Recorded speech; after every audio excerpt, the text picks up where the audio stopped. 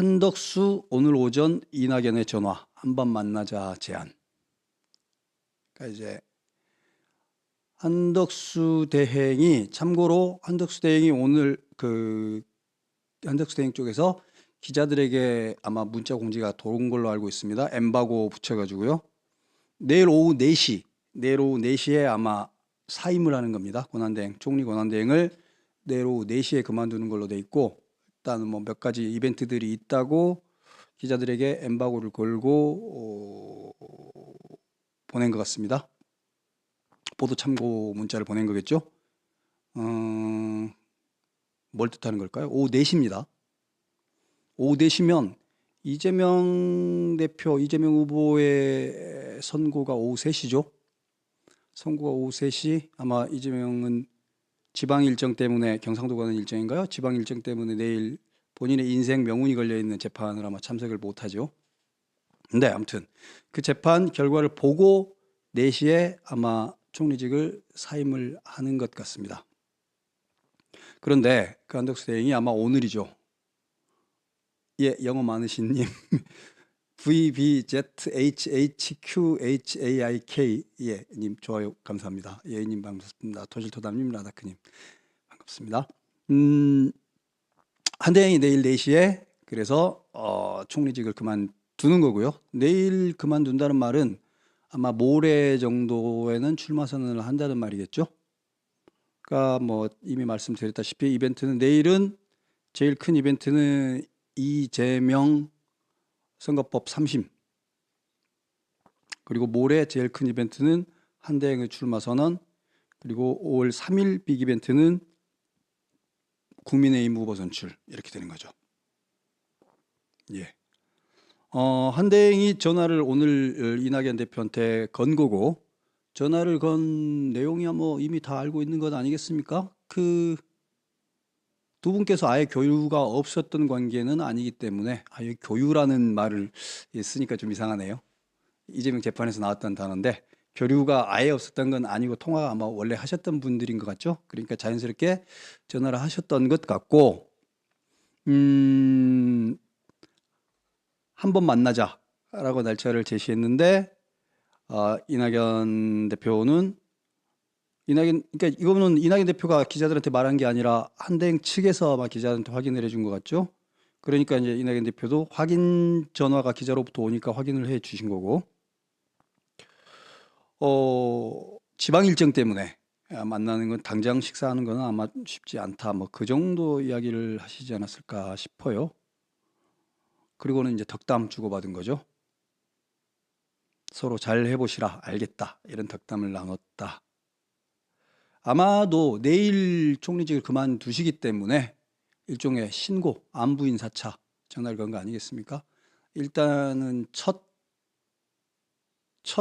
뭐라고 그러죠? 조우라고 그러나요? 첫 번째 인카운터인 것 같고, 한대행이 먼저 전화를 걸었다는 게 의미가 있고, 근데 이낙연 대표가 의도가 있었을 거라고 생각하지는 않습니다만, 공교롭게도 지방 일정 때문에 만남이 성사되지는 않았다라는 거.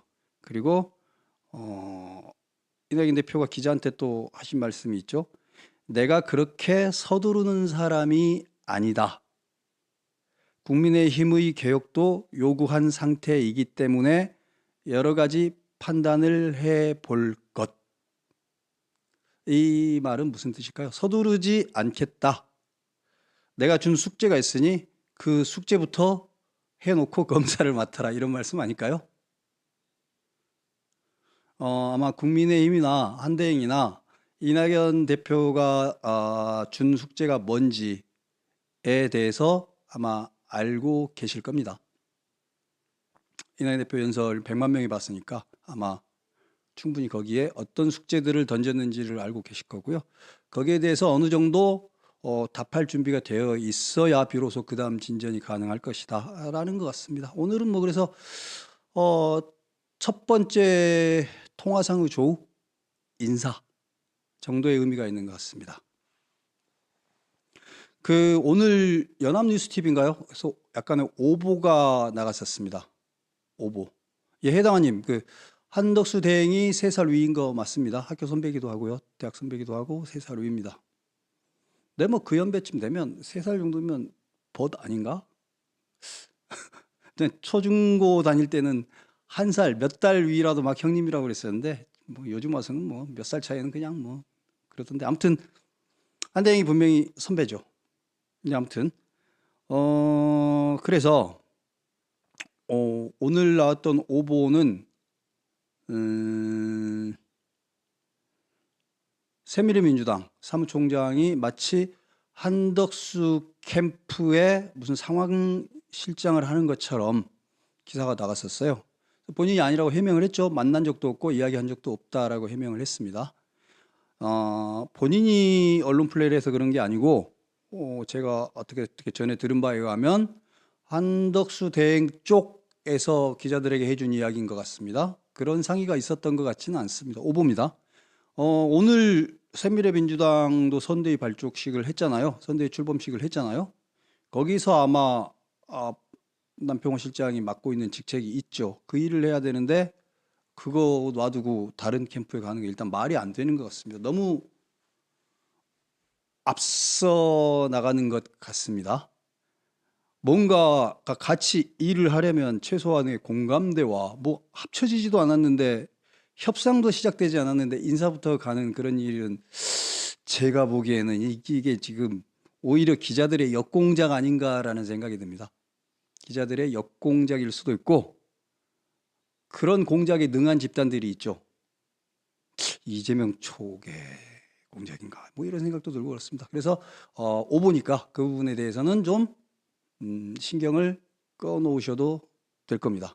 지금 현재로서는 세미래의 선대위가 꾸려져 있고 거기서 아마 열심히 일을 하는 게 제일 중요한 일일 겁니다. 그 부분은 오해가 없으셨으면 좋겠습니다. 수순에 대해서 다시 한번 말씀을 드리자면 제가 보기에는 한대행이 일단 출마 선언을 하고 바깥에서 당에 들어가지 않고 바깥에서 있는 상태에서 국민의힘은 국민의힘의 후보 선출을 하고 국민의힘 후보 선출이 5월 3일에 딱 되고 나면 그 다음에 아마 한대행과 국민의힘도 이야기를 시작하겠죠. 그런데 이낙연 대표가 제시한 그런 여러 가지 발언들에 따르자면 그러니까 한덕수 대행이 국민의힘으로 들어가는 단일화가 되어서는 그 다음 이낙연 대표하고는 협상의 여지가 거의 없어지는 걸 겁니다. 들어가는 단일화가 아니라 나오는 단일화, 들어가는 단일화, 좁히는 단일화가 아니라 나오는 단일화, 넓히는 단일화 뭐 이런 것들이 되어야 되겠죠. 그리고 국민의힘 이름으로 치르는 선거가 아니어야 할 겁니다. 국민의힘을 극복하는 과거 정치를 극복하는 더 큰 집으로 극복하는 그런 형태의 단일화가 만들어져야 과거가 아니라 미래를 걸고 선거를 해볼 수 있지 않겠습니까? 저는 그런 단일화가 이루어질 때만 아마 이낙연 대표도 뜻을 모을 수 있을 거라고 생각합니다. 일단은 그래서 국힘은 후보 선출 그리고 한대행의 출마 선언 그리고 국힘과 한대행이 이야기를 시작하되 입당을 전제로 한 협상이어서는 안 될 거다. 일단 여기까지가 1차적으로 진행되어야 되는 거고요. 그쪽이 진행되고 있는 와중에 아마 이낙연 대표 쪽에도 연락을 그쪽에서 넣지 않을까 이런 생각입니다. 이 부분에 대해서 당연히 이낙연 대표도 잘 알고 있고 한대행도 잘 알고 있을 거라고 생각합니다. 그리고 국민의힘에서도 국민의힘 후보 김문수 후보나 한동훈 후보도 이걸 모르지 않을 겁니다. 그리고 한동훈 후보면 쉽지 않을 것 같다고 말씀하시는데요. 지금 경선할 때하고 경선 끝날 때는 다릅니다. 그리고 권영세 비대위원장, 백전노장입니다. 권영세 비대위원장도 충분히 매우 정치적으로 그런 쪽에 능한 상황 파악에 매우 능한 분이시잖아요. 백전노장 선거 선수입니다. 그래서 제가 보기에는 어떻게 해야 그래도 선거다운 선거를 해볼 수 있는지에 대한 고민이 깊을 거라고 생각합니다. 네. 그래서 그런 과정들을 지켜봐야 된다. 아직 지난한 과정이 남아있다. 라는 말씀을 드립니다. 예, 남아연님이 지적해 주신 대로 기본적으로 계엄과 그쪽에 이제 선긋기가 이루어져야 됩니다. 반성과 선긋기가 이루어져야 되고요.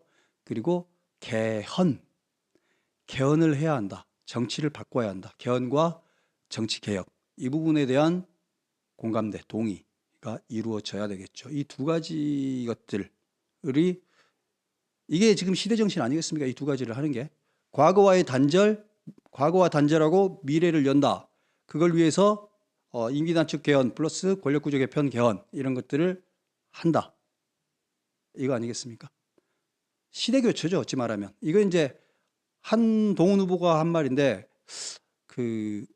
마치 인간만 바꾼다고 그게 교체는 아닌데요. 과거 정치와 단절하고 새로운 정치를 연다는 의미에서의 시대 교체가 지금 이루어져야 됩니다. 그런 것들까지를 생각을 하고 있다고 생각합니다.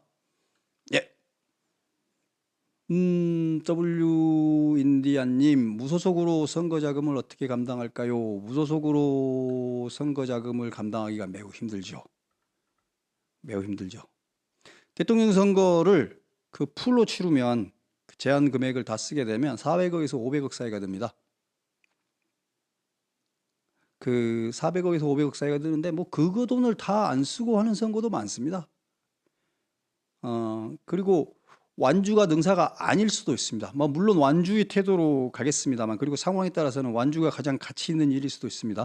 생각해 보면요, 일은 단일화가 중요한 게 아니라 이낙연 대표께서 득표 기반이 중도층과 호남 쪽에 상당한 표가 있거든요. 그러면 이재명 후보의 표를 많이 긁어올 수도 있습니다. 그래서 상황에 따라서는 시간 조절, 수위 조절과 시간 조절이 있어야 될 필요성이 생길 수도 있습니다. 그러니까 급하게 합친다고 능사는 아니라는 겁니다. 합치기 위해서도 조정하는 지난한 과정이 필요하지만 어느 시점에 어떤 방식으로 합치느냐, 안 합치느냐만 못하는 결과가 나올 수도 있기 때문에 이런 것까지도 해봐야 합니다. 그리고 선거 비용이 어마무시하다고 하는데요. 뭐 어마무시할 수도 있고, 뭐 다른 당 사례를 들어서 그렇습니다만 정의당이나 민생당이 과거에 선거하던 거 보면 그렇게 또 큰 힘 안 들여서 하기도 합니다. 근데 일단 국민들께 가는 공보물, 집집마다 배달되는 공보물을 인쇄하고 그 보내는 데만 일단 한 15억 정도 들어갑니다. 그 돈만. 공중파하고 라디오 그런 거 광고 그거 다 풀로 쓰게 되면 한 100억, 200억 들어가죠. 그런 걸 다 할 수는 없는 노릇이죠. 예, 느림모님 감사합니다. 그래서 이건 뭐 해보기 나름입니다. 그 다음에 그 정당 보조금이라는 게 있는데요. 5월 13일 정도에 정당 보조금이 나오는데 이건 국회의원 의석 수에 따라서 정당 보조금이 나옵니다. 그 부분은 상상력이 조금 동원이 돼야 될 겁니다. 한덕수 대행도 그게 고민스러울 건데 그것 때문에 당에 들어간다? 그렇게 만드는 순간 제가 보기에는 한 대행의 경쟁력마저 없앨 거라고 생각합니다. 그 부분 판단 잘 하시기 바랍니다.